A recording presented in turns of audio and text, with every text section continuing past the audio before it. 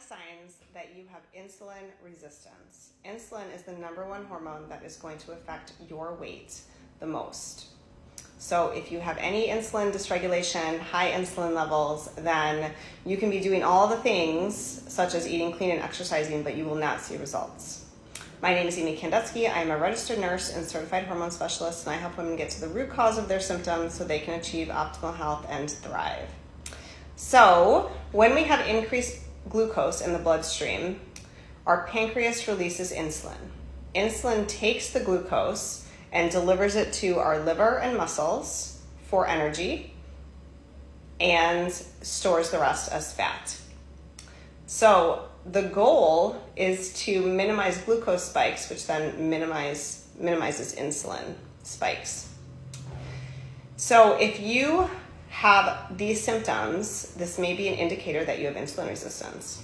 So if you are noticing that you're irritable and moody throughout the day, especially if you've gone 3 to 4 hours without eating, if you have cravings, especially for sugar after meals, if you have energy crashes, especially mid-afternoon,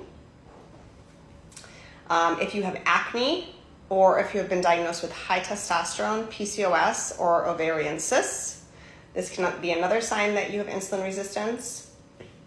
So when we have those high levels of insulin throughout our body, our cells start to become resistant. So if you think of insulin as a key to get into the cell and bring glucose in, if our cells are locked up and resistant to insulin coming in, then you're going to have excess insulin in the bloodstream. And that's where a lot of damage can happen with our hormones. So how do we get insulin resistance? Genetics. So especially if you have a history of diabetes that runs in your family. Diet. So eating a lot of carbs, sugar, processed foods, alcohol. Snacking throughout the day or grazing throughout the day will create those insulin spikes all throughout the day.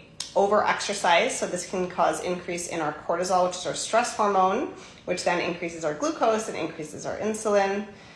So over exercising, like just high intensity interval training, but for long periods of time, maybe spin class, Orange Theory, CrossFit, and then just stress, right? The daily stressors of life and just our adrenals constantly putting out cortisol.